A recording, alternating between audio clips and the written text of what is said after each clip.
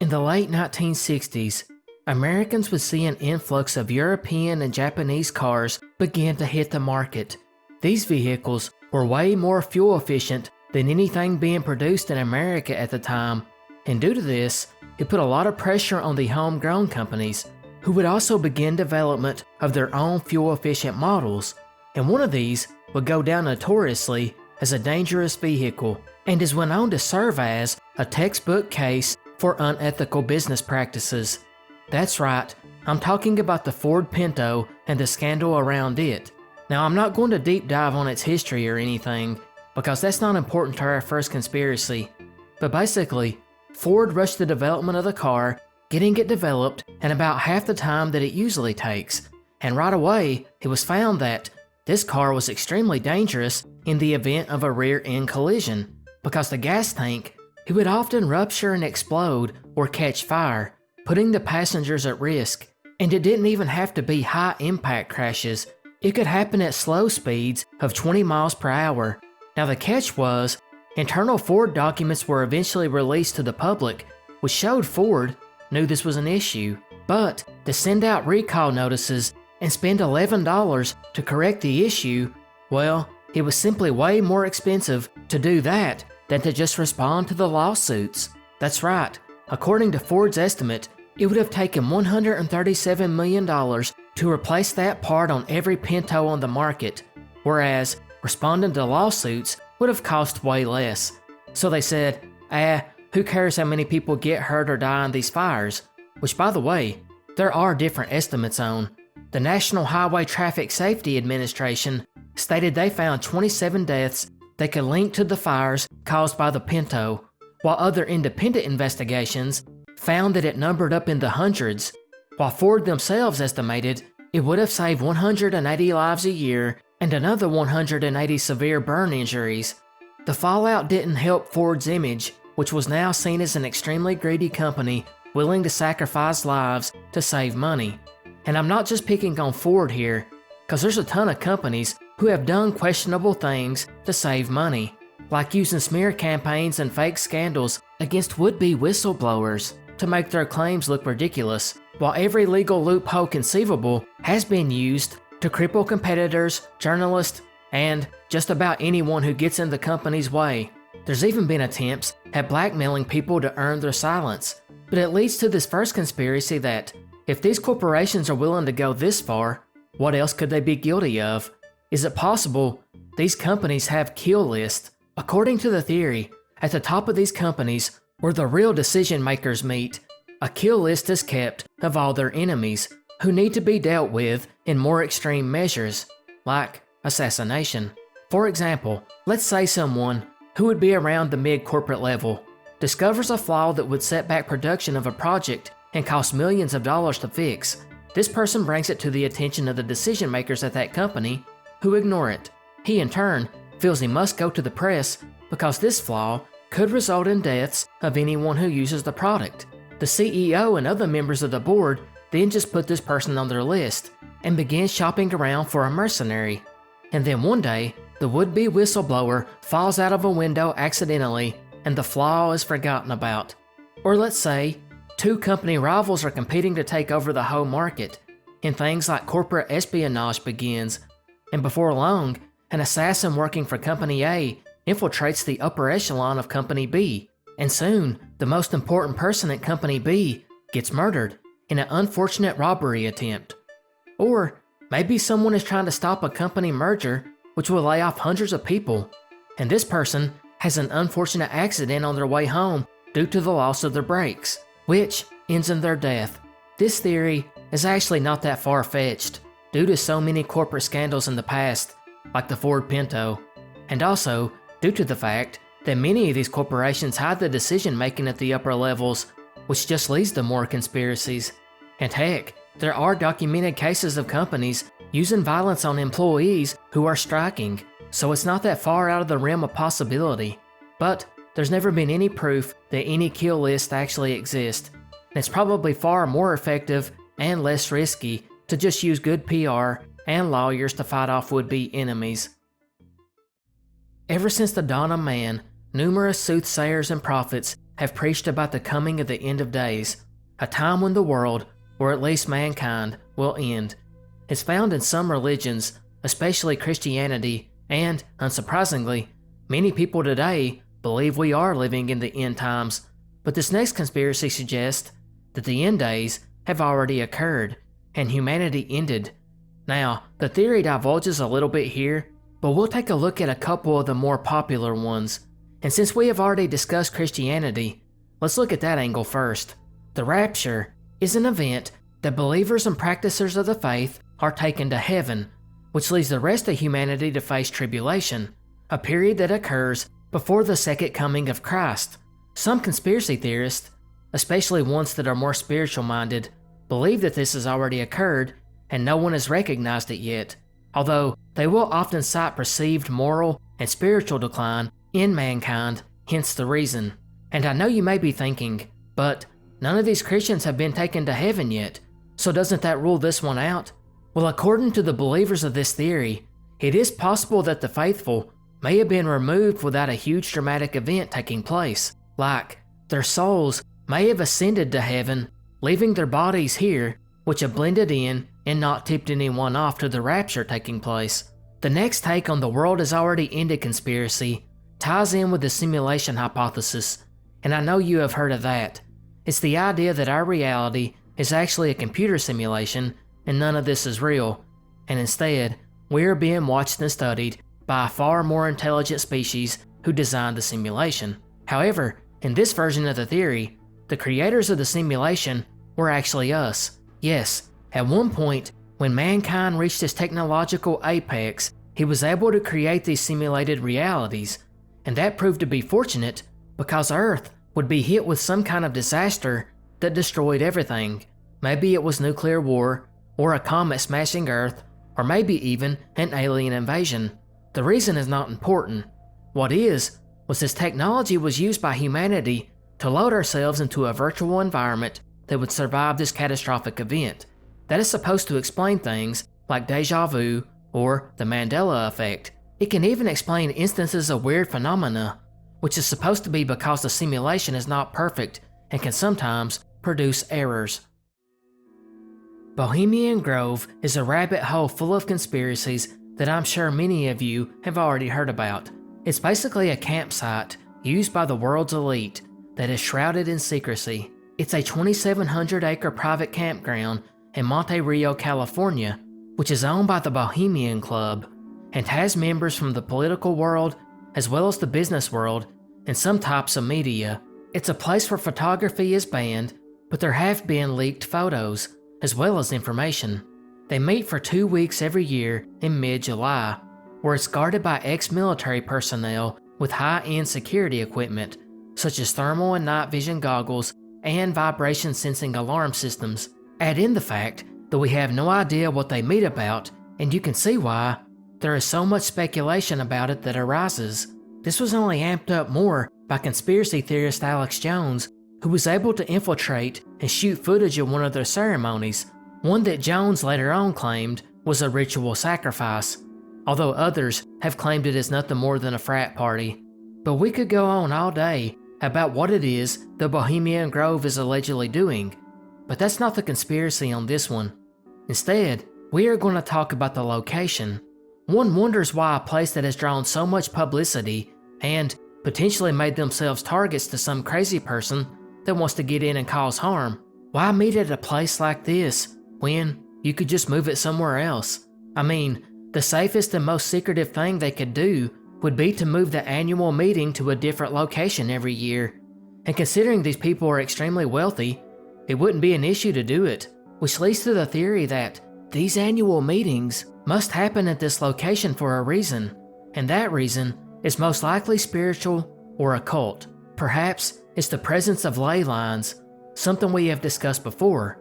These are straight lines that connect the sacred sites around the world, such as Stonehenge and the pyramids. These lines overlap at points and allegedly create so-called power points that are believed to be spiritually charged, and because of that, any ritual performed at one of these locations ends up being amplified. And of course, Bohemian Grove is supposed to lie at one of these locations and that's why it cannot be moved to different places every year, because for the rituals to work, they must be performed here. Another take on this theory suggests that Bohemian Grove is actually located on sacred indigenous land, and it is true that it was once inhabited by a few different groups, specifically the Pomo, Coast Miwok, and Wapo peoples. These tribes attributed much spiritual significance to natural features in the area, such as rivers, trees, and yes, groves. Specifically, the redwood forest of Bohemian Grove. Many of the tribes regarded the old growth trees as sacred beings, which symbolize strength, longevity, and their connection to the cosmos. So a grove of these trees in a secluded location, like Bohemian Grove, would be used as a ceremonial site for rituals just for that reason, because some of these indigenous groups believed rituals performed at the same location could lead to that place becoming saturated with this spiritual energy. So performing these rituals every year at a place that already holds special power due to the redwood groves, and add in the fact that these rituals go back hundreds of years, well, it's like maxing out the energy of this location for the elite who attends. One of the most popular groups that seems to come up time and time again in the conspiracy world is the Illuminati. They are supposed to be this shadow group of elites controlling world events by manipulating governments, economies, and powerful individuals to further their own power and dominance. I mean, I don't really have to say much more than that, because I know you all know what the Illuminati is. But what if we're all wrong? That's the theme to this next conspiracy, that the Illuminati are actually the good guys. The idea behind this one is that the Illuminati's secret control of global events is not a quest for power. Instead, it's a necessary thing they must do to prevent humanity from spiraling into chaos.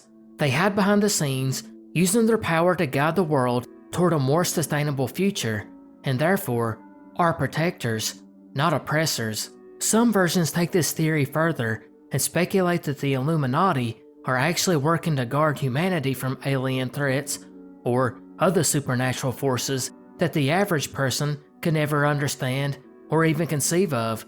This one also suggests that the Illuminati keeps everything hidden because the public cannot handle the truth, and it falls back on an argument that we have heard so many times in this series, that if the truth came out about aliens trying to invade Earth, it would cause panic. So while their decisions look evil to us outsiders, actually, it's the only way we can survive long term, and they are actually the misunderstood heroes thrust into their unthankful roles. Of course, some still argue if they are truly doing good work for humanity, there would be no reason to hide it. The Maya, Khmer Rouge, Indus Valley Civilization, Easter Island, and the Mississippians. What do these cultures have in common? That's right, they are all known as lost civilizations.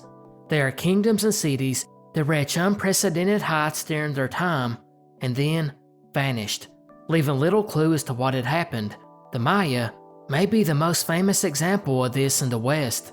They dominated Guatemala, Belize, and parts of Mexico before it suddenly declined around 900 AD, and nobody is sure why, although it may have been war with a mix of climate change that resulted in famine. There's also one that was located right here in America, that of the Mississippian culture, whose gigantic city, Cahokia, in Illinois, just started declining quickly and vanished within a short span of time, with some theories suggesting disease and environmental degradation leading to famine.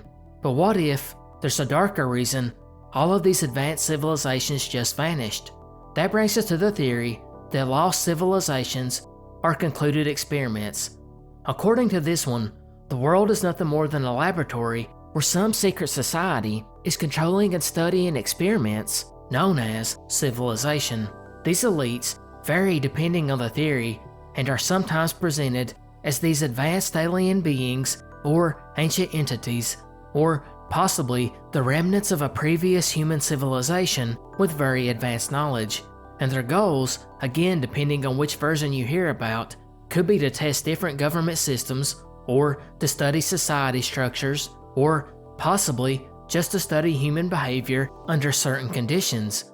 And the way it allegedly works in this group, whoever it is, use their advanced knowledge to guide the rise and fall of a civilization. Maybe they provide one group of people with the right knowledge to technologically advance quicker than the others, leading to powerful empires, and once they are done with the experiment and ready to wrap it up, they cause the decline of the empire, either by instigating wars or causing some kind of natural disaster, maybe even climate change, to speed up the fall. And during all this, they study human resilience and survival. But just when do they choose to conclude these experiments? That usually comes when a civilization begins to stagnate, or fails to achieve certain goals that was already chosen by this group.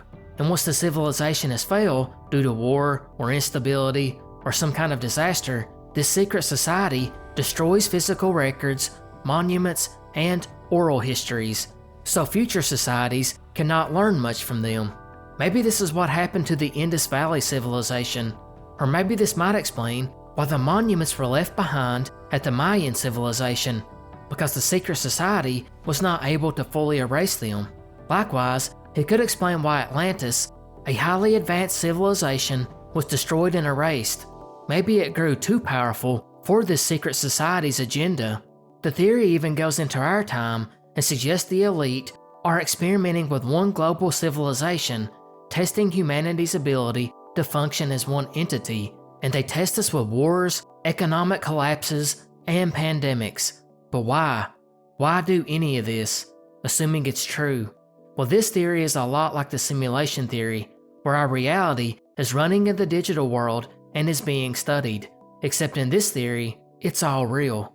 And in this case, it could also just be because they want to study us, or maybe, calling on the Illuminati theory from earlier, they are doing this to preserve humanity by seeking a way to build the perfect society. So we have already discussed internet conspiracy once in this series, when we discussed how the government controlled the deep web, but the segregated internet theory takes a little twist on that one, and instead suggests that the real global internet is heavily controlled and divided into certain layers that are available to certain people, and that the average person will never be given access to the true internet. Instead, depending on varying circumstances like the area you live in, your age, race, gender, sexual orientation, economic class, and maybe even your perceived intellectual level, will determine what part of the internet you are able to see, because it has all been sanitized and tailored just to you, and you will never leave that bubble. Because of this, the internet service provider working with the government start to filter out or limit what you may see, again, depending on the aforementioned characteristics you may have. And it doesn't sound completely implausible, as we have a real-life example of this, China's Great Firewall, which shields the entire country. But is it actually possible to block off certain parts of the web for every individual user? That would be a bit more difficult to pull off. So that's when the theory expands and suggests some internet sites are also working along with this big scheme, and they too suggest or drown out sites, which again specifically tailors it all to you. But the theory gets even more intriguing because we all know about the deep web, but what if there was a hidden internet that was only accessible to the elite? And on this internet is unfiltered knowledge about what's really going on in the world, along with seeing uncensored communication between the real power brokers who run the world.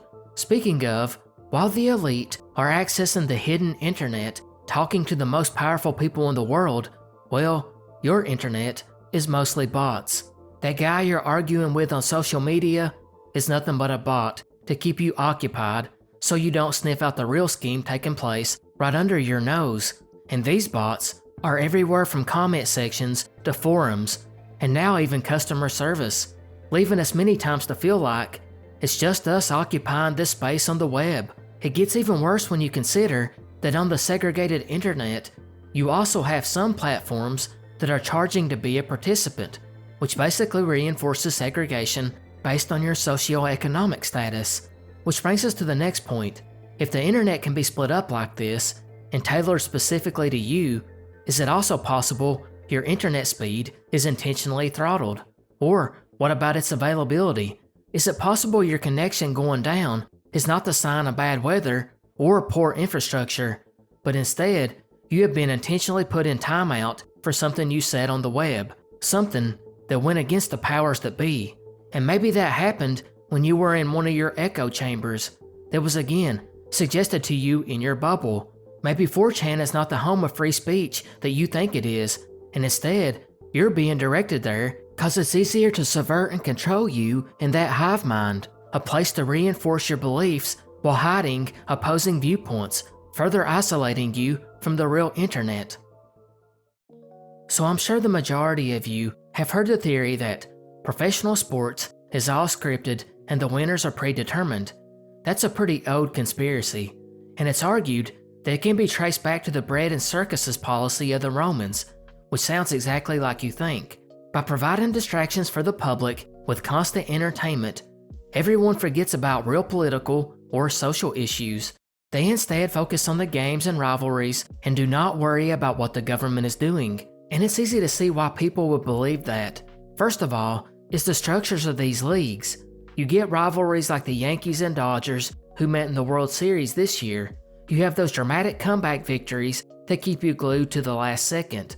While we also occasionally see the underdog team, who had no chance to win, pull off the shocker of the year, upsetting the best team in the league. It's almost too good to be true, like a Hollywood script. Then, there are the questionable referee calls that can completely change the outcome of a game, and actually gives the appearance that the refs wanted this certain team to win. And maybe that's true, because maybe they are pushing for a more marketable result, like the popular team winning or the popular star player shining. But as I mentioned, you've probably already heard this theory. I'm wanting to discuss a more controversial one. What if professional sports is not only a bread and circuses routine, but it's also built in such a way that it allows major money laundering to take place? Look at the player contracts alone, which can go up into the hundreds of millions, and that doesn't even include sponsorships, while the teams and their owners also get broadcasting deals and merchandising. Speaking of owners, they can really abuse the system, because some of the money used for their players and investments in facilities come from offshore accounts, and that data is not made public. And I don't even need to bring up gambling, which is a perfect way to launder money that has been earned illicitly, because all this laundered money can just be disguised as gambling wins. Not to mention, there have been professional teams allegedly linked to organized crime, and some have been involved in match fixing. Maybe the most well-known one to me is the Black Sox scandal, in which the 1919 World Series seen the Chicago White Sox intentionally lose in exchange for a payment from a gambling syndicate that might have been led by mob boss Arnold Rothstein. But it's not limited to sports of the old days, as the 2006 Series A scandal in Italy showed, in which Italy's top professional soccer league was involved in a scandal that saw the top teams working with refs to guarantee their victories, at a price of course, which just leads to many fans of other sports wondering, could the NFL have the same thing going on? Are all the players, coaches, and referees working together to throw games, not only for gambling, but to help some powerful people launder dirty money around? That's the conspiracy. I probably don't have to tell you what Jonestown is, since it is such a well-known tragedy, but I will sum it up for those who may have been living under a rock. Jonestown was led by a man named Jim Jones, who was a self-proclaimed reverend, but is really known for being a cult leader. In 1977, facing pressure from San Francisco media, they went to Guyana and created a settlement called Jonestown, and it would end in disaster when on November 18, 1978, a total of 918 people died. 909 of those died in Jonestown itself, and all but 2 of them died from cyanide poisoning, in which a significant number were forced to take it against their will. And of course, Congressman Leo Ryan was sent there to investigate the cult and was murdered at the behest of Jim Jones. But you all know this. We are going to discuss 2 of the more popular conspiracies that surround these events. The first, and maybe most famous, is the whole thing was a part of CIA's MKUltra program, which conducted mind control experiments. As we discussed before, It was top secret, and its goals were aimed at learning how to do mind control and chemical manipulation using drugs like LSD. And because of Jim Jones' strong influence over his followers, and because of all the strange behavior going on at the cult, this whole thing may have been a test run for the CIA. The reasoning for this belief is Jim Jones had a background using some of the techniques close to what the CIA was using, like sleep deprivation, forced confessions, and psychological manipulation. He also gave weird, almost hypnotic-like speeches that could be seen as one of these mind control techniques. And maybe unsurprisingly, Jones also gave drugs to the People's Temple members, including LSD. Finally, Jones had some relationships with the government. For one, he was a political activist who did meet some powerful people, including politicians. The next theory involving Jonestown is the US government played a direct role in causing the massacre, all to silence Jim Jones and his followers. A big part of this had to do with Jones's announcement that they desired to move to the Soviet Union. Since he was a follower of Marxist ideology and was quite critical of US policies, he wanted to go to the Soviet Union because he seen it as a socialist paradise, although he also looked at going to North Korea. But because of these reasons, he was no doubt a target for US intelligence agencies, and he was probably watched closely, as the government would have considered him a liability or threat since the size of his group had become quite significant. To this day, the official account is that it was a mass suicide triggered by the visit of Congressman Leo Ryan. However, this conspiracy suggests that the US government had to move in and cover up what was seen as a growing threat. Some take the alternate view and suggest that the government had an interest in ensuring that Jones's influence and knowledge about certain issues never became public, and thus a state-sanctioned execution was ordered, while others claim that Jonestown was a small part in a much larger and much more secret operation, and that this was an experiment gone wrong, and that the CIA was trying to test the limits of control over large groups of people, and it blew up in their faces. We've all heard the stories about gangstalking. It's this belief held by some that they are being harassed and watched by a network of people. These people are often just going about their day as an ordinary citizen, well, according to them at least, but to the victims of gangstalking, they believe these so-called ordinary citizens are part of a much larger surveillance operation, usually set up by the government or some other powerful organization. The interactions can be subtle too, like someone just passing by the victim on the street, or simply making casual conversation, which leads to the person believing even more that it's part of the gangstalking operation. They also claim that these people act in unusual ways, like saying key phrases or mimicking the victim's actions. Sometimes they claim vehicles are following them, or electronic devices are being used to track them, and that includes streetlights. Now, before I get into this conspiracy, the belief that one is a gangstalking victim is largely seen as a mental illness, tied very closely to extreme paranoia. And these people they claim are stalking them are really just people going about their day, and will often say they have no idea why they are being accused of stalking this person. But that brings us to the conspiracy theory. What if the gangstalking victims do not suffer from mental illness? And what if the people allegedly stalking them really have no idea why they are accusing them of gangstalking? That is the theory known as gangstalkers are unwilling participants. Basically, it suggests that the stalkers are being psychologically controlled remotely. They somehow or another have been manipulated or coerced into harassing or spying on other citizens, but they are completely unaware of it. Allegedly, some covert operation is using some form of this manipulation, or maybe even some kind of advanced technology we just don't know about, and they are controlling the stalkers, sorta like a drone, where they then begin participating in seemingly everyday activities, but have no idea why. And the victims, well, of course, they are seen as a threat to the government, or elite, or whatever group is behind it, and so they have to keep an eye on them. And what better way to do so than to use other citizens without their knowledge? Others believe it may be nothing more than some kind of large social experiment, or maybe some form of population control, while the final theory is that it could be used to influence public opinion suppressing dissent, or maintaining control over certain individuals who could upset the established order.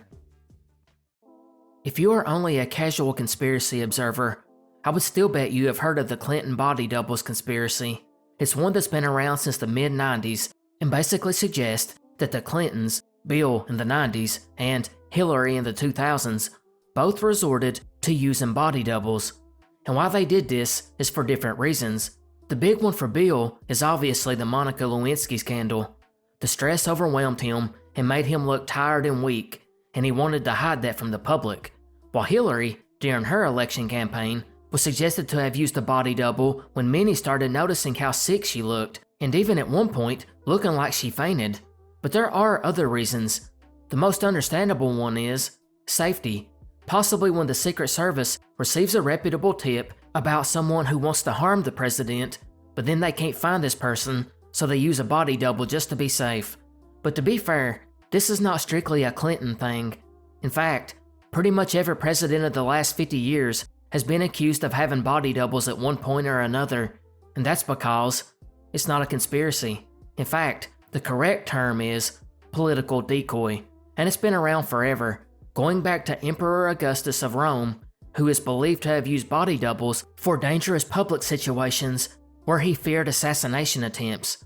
So now that we have established this was not just a Clinton thing, nor was it recent, I also have to point out that it don't only apply to politicians and world leaders.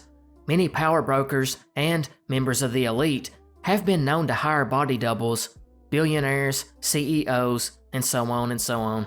Because of all this, it takes finding someone that has a close physical resemblance to you and then paying them enough money to take the risk. There's even been occasions where the decoy will undergo plastic surgery to look almost identical, and oftentimes they are even trained to speak and behave like the target. But we are discussing the crazy conspiracies here, so we have to spice this one up. And basically the theory is these so-called body doubles of the Clintons and all the others are not body doubles, but instead clones. According to this theory, the technology to clone humans has been around since the 90s, although some say 80s because there's a whole separate conspiracy that Ronald Reagan died in his assassination attempt in 1981, and then his clone was used for the next 7 years. Regardless of which, the cloning technology was hidden from the general public, or sometimes it's even suggested it wasn't cloning, but the transferring of human consciousness, and when a political figure is in danger of dying, the consciousness is transferred to the clone, replacing the original person and allowing them to continue on in public life. And of course, this is all being hid so they can keep the power in just a few hands. So yeah, that's pretty much all on this one. Every president has a clone waiting on standby to go in at any time, and they are also available to have the consciousness transferred to them, thereby completely removing any need for a vice president. At some point during the late 1970s, an exact date I could not find, a small comic book would begin finding its way into numerous school children's hands across the country. But it wasn't an exciting comic book full of superheroes and capes. Instead, it was a boring financial comic book, one that was published by the Federal Reserve Bank of Boston. This comic was called The Road to Ruta, Wishes and Rainbows, and it was, and is still, used to teach children about the basic principles of markets, economics, and scarcity. The plot follows a little girl named Ruta who lives in a town called Pebbleton that exists underground and is inhabited by tiny people. The strangest part, though, is in Pebbleton, there is no color. Instead, it's a world made up of grayscale. But the people of Pebbleton have heard the legends of the people of Colorland, but they have never been there. And long story short, Ruta, while playing in a cave, finds an entrance to Colorland, and for the first time sees the gold from the sunlight. She also finds these pretty flowers that, of course, are colorful, which she takes back to her grandmother, and then the two end up taking it to the middle of Pebbleton and planting them, which leads to all these citizens of Pebbleton wanting their own colorful flowers. The mayor eventually sends Ruta to go back and get more, but a rock slide has now blocked the entrance of Colorland. But she continues to search for a long time and finds a hole in the ceiling of the cave way up in the air, and no one in Pebbleton can get to it. But thankfully, the golden sunlight is coming through, and Ruta has an idea. The flower in Pebbleton is dying at this point from lack of sunlight, but it's rumored that the flower's tears can make new plants. So Ruta takes the tears and plants them in the sunlight and grows 3 new flowers, and then takes them back to town to find that everyone is now insisting they be the ones that get the first batch of flowers, and it makes Ruta fret because she cannot decide who should get the flowers first. And it's basically an allegory for market supply and demand, something that small children can understand, and it is seemingly pretty innocent. But there's a huge conspiracy around it, and crazily enough, our topic is not this conspiracy, but it does involve it. So I'll start with a brief summary of the conspiracy that surrounds the story before we get to the more obscure one. Basically, there are some people who believe that this comic book's real intent is to push the economic system we have now back to the gold reserve, and that Colorland is the gold standard, which is why golden sunlight hits Ruta immediately in the face after breaking out of Pebbleton. The theory was made by popular financial analyst Bix Weir, who believes that this indicates that there are hidden plans by the US elite, or maybe the world elite, to take us back to the gold standard, and that the comic book was all a coded message for others to see about the upcoming financial reforms, even claiming that Ruta's name is a pun on Root A, which stands for Return to a Root Standard, which is signaling a shift by the elite, as well as telling our children they should trust authority. Bix Weir further speculated that there were some good guys working for the Federal Reserve that are trying to collapse the fiat financial system so we can go back to a more honest gold standard system. And I can hear you right now, but I thought the elite, or Illuminati, or whatever secret shadow organization you want to use, wants us to stay in this evil, greedy fiat financial system, and that the gold standard is the pure, wholesome system us ordinary people want to go back to. So why is there a conspiracy about this comic book which claims there's a fight by the elite to take us back to the gold standard? Now that's where our conspiracy comes in, and it's one that makes a lot of sense, yet you don't hear it discussed often. What if there is infighting between the elite and these shadow organizations? I mean, that's human nature after all, and it's quite farcical to think that everyone in these powerful hidden groups would agree on everything. But conspiracy theorists never speculate on that, and instead suggest that these groups are working together 100% of the time, agreeing on everything. But that's where our theory comes in that maybe, just maybe, there is a lot of infighting going on. Maybe the Freemasons don't agree with the Illuminati on which economic system should be used, and they, along with other shadow groups, are battling for control. Or perhaps people within the deep state don't even agree with one another. The point is, that would be expected because that's just human nature. But it's because of this that the people who are not able to see behind the scenes, like us, have no idea what's going on. We don't see their battleground. Instead, we just see the fallout from it. Because media, entertainment, public messaging, basically everything in pop culture ends up becoming their battleground where they try and influence us or sway our opinion on these key issues, which they are having disputes over themselves, suggesting that we are nothing but pawns in their proxy war. You may remember on the previous part of this series, we covered the theory that no conspiracy is true, which basically alleges that every conspiracy on YouTube or anywhere on the internet or in books or any that are public knowledge are all fake to throw us off what is really going on behind the scenes. This next one is called All Conspiracies Are True, which as the name implies, every conspiracy you have heard of is true, regardless of how ridiculous it sounds, or even if it contradicts other conspiracies, there's some element of truth to it. It's basically the suggestion that the universe is far more complex and deceptive than we can comprehend, and since every reality is at least according to some hypothesis, layered with infinite timelines and dimensions, then in at least one of these realities, a conspiracy we have heard must be true somewhere. While a similar twist plays off quantum mechanics by suggesting that if enough people believe in a conspiracy, it can collapse the wave function of reality, which then makes it real in a sense, which is kind of a way to cheat on this one, since it suggests that not every conspiracy is actually happening on one version of Earth.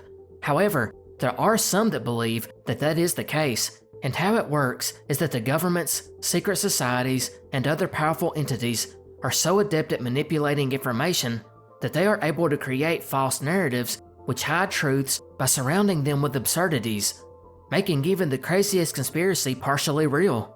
While others believe the contradictory conspiracies like Flat Earth and Hollow Earth are intentionally working together to prevent anyone from really learning the truth, which is a conspiracy unto itself. Or maybe that the moon landing really did happen, but they staged large parts of it for nefarious reasons. Regardless of which you believe, if all conspiracies are true, it could suggest we are living in a simulation, or maybe a multiverse, where some of these ideas coexist across dimensions. Or maybe it would suggest that these hidden rulers do exist. Aliens, the Illuminati, lizard people, and AI overlords all hold power over us, either collaborating or competing, as we referenced in the last theory. Furthermore, if every conspiracy is true, then it's almost impossible to say what our true reality is, which is maybe the goal all along, and, again, is another conspiracy to distract us from the real truth. That one made my head hurt. Maybe the most disenfranchised culture in Europe that you have never heard of was a group of people who lived on the border of France and Spain and were known as the Cagots. These peoples were in the area by at least 1000 AD, yet no one knows where they came from. But by the 16th or 17th century, they became treated terribly. They faced severe discrimination and were often forced to live isolated from the other citizens of the area. And for some reason, still unknown to this day, they were often associated with physical and social stigmas, despite the fact that they looked nor acted differently than the people who lived around them. Yet, they were still forced to live away from the towns, and they were banned from marrying anyone other than another Cagot, and they were not allowed to have certain jobs, and instead were only allowed to be carpenters, masons, woodcutters, wood carvers, butcher, and rope maker, and sometimes they let them be musicians. They were not allowed to enter taverns, nor use public fountains, and they had to be buried in separate cemeteries, and they could only go into church using a special door, and once inside, they had to sit separately from the other worshippers, and thankfully, they put up rails so the Cagot would know where they were supposed to sit. So obviously, they weren't allowed to be priests either. They often were forced to wear a red representation of a goose's foot, which was sewn into their clothing, although by 1623, they were also required to wear cloaks with a yellow trim which would identify them. Now what makes this crazy is, their only distinction between them and their neighbors was their name. The families long identified themselves as the Cagot. Other than that, they looked and acted like everyone else in the area, which is kind of bizarre because no one knows why this is. Historians have not been able to track down their origin point either, which, if determined, could hint at why they were discriminated against, although there have been a lot of theories as to where they did come from. Some suggest they were the descendants of the Visigoths. Others suggest they were a leftover enclave from the Moorish peoples who were eventually driven out of Spain. Then, there are the more fanciful theories, like they were the descendants of a colony of lepers.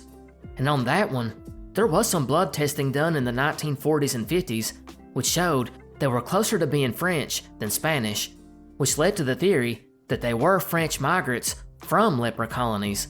Then we also have the religious theories that they were a guild of fallen carpenters whose descendants had built the cross that Jesus was crucified on. And speaking of, they were Christians and the same faith of everybody else around. And because of that, they petitioned the Pope in 1514 for better treatment. And in return, he issued a papal bull which stated they should be treated with kindness like all the other believers. But everyone just ignored this and still treated them like crap. This, of course, led to the Cagots distancing themselves from their own culture, which we now know nothing about since it was practically erased. And by the 1920s, it was even difficult to find a Cagot, as they were almost extinct, since many of them had been assimilated into the general population and did everything they could not to be identified as a descendant of the Cagot. Still, by the 1950s, a small scandal hit France when a non-Cagot woman married a Cagot man. Today, there's very little evidence that they ever existed. But what in the world does this have to do with a conspiracy? That comes into play with a theory that the Cagots were a part of a failed social or genetic experiment carried out by an ancient secret society that had worked behind the scenes for centuries. Maybe they were the precursor to the Illuminati, or maybe they still exist today. But what is known is they worked over decades experimenting on human populations, working to influence the rise and falls of nations, cultures, and genetic lines. This is sort of like the theory we covered earlier when we discussed the lost civilizations being concluded experiments, but in this one, they could have been testing the effects of isolation on a population to observe what happens after centuries of discrimination.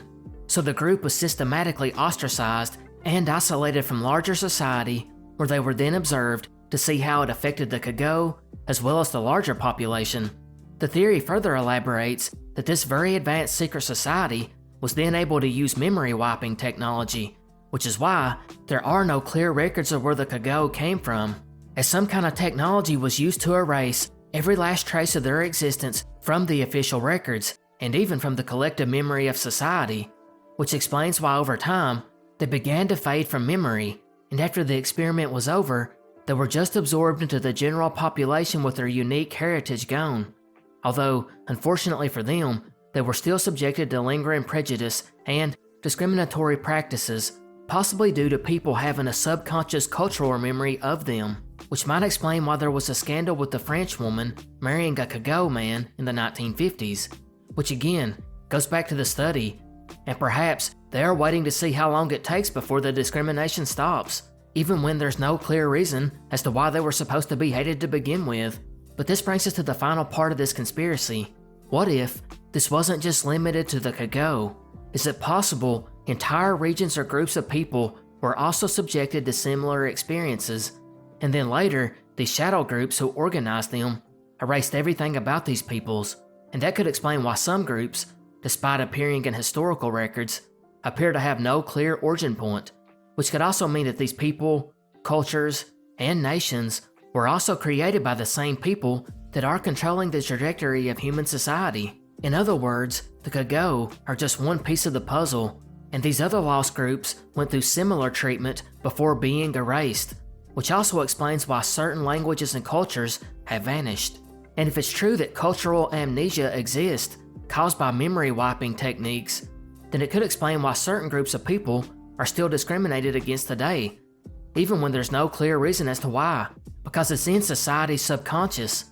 Or maybe, just maybe, the secret society is still pulling the strings and waiting to see how modern society treats certain groups, and is possibly at some point going to erase their origin as well.